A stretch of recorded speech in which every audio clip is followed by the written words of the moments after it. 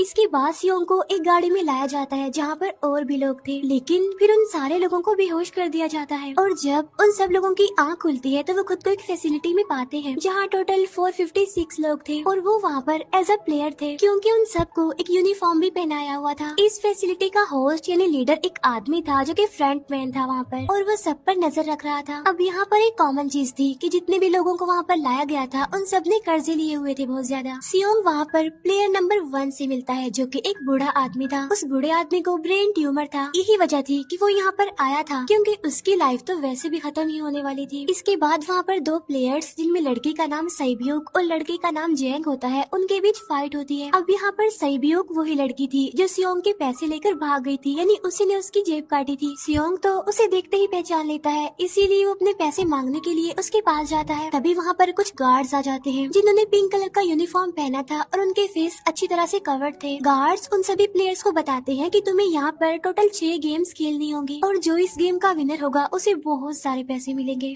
इसके बाद उन सबसे एक कॉन्ट्रैक्ट पर साइन करवाया जाता है और इस कॉन्ट्रैक्ट के 3 मेन रूल्स थे। पहला रूल ये कि कोई भी प्लेयर अपनी मर्जी से गेम को छोड़कर नहीं जा सकता। दूसरा रूल ये होता है कि जो भी प्लेयर खेलने से मना करेगा तो उस प्लेयर को एलिमिनेट कर दिया जाएगा, और उनके मुताबिक एलिमिनेट का मतलब क्या था ये तो हम आगे ही जानेंगे। गेम का तीसरा रूल ये था कि अगर मेजोरिटी इस गेम को खेलना नहीं चाहती तो वो इस गेम को छोड़कर जा सकते हैं। इसके बाद उन सबको गेम के लिए ले जाया जाता है। अब यहाँ पर सियोंग अपने क्लासमेट सैंगवू से भी मिलता है जो कि उसे बचपन से जानता था। सियोंग उसे वहाँ पर देखकर काफी हैरान होता है क्योंकि वो तो किसी बिजनेस के लिए आउट ऑफ कंट्री चला गया था। अब पहले गेम के लिए वहाँ पर एक काफी बड़ी डॉल थी और इस गेम का रूल काफी सिंपल था, और वो ये था कि डॉल जब भी गाना गाएगी उन सबको आगे बढ़ना है, और जैसे ही वो गाना गाना बंद करेगी तो उन सबको रुक जाना है और मूव नहीं करना है, और अगर कोई हिल गया तो उसे एलिमिनेट कर दिया जाएगा। अब स्टार्टिंग में तो ये सब कुछ उन्हें किसी प्रैंक की तरह लग रहा था, लेकिन जब एक लड़का हिल जाता है तो उसे शूट करके मार दिया जाता है, और यही होता है एलिमिनेट का मतलब, यानी उन्हें मार दिया जाएगा। अब ये देखकर वो सारे लोग काफी घबरा जाते हैं और उन्हें पता चल चुका था कि वो खतरे में है, इसीलिए लोग डरते हुए पैनिक करते हुए इधर उधर भागने लगते हैं।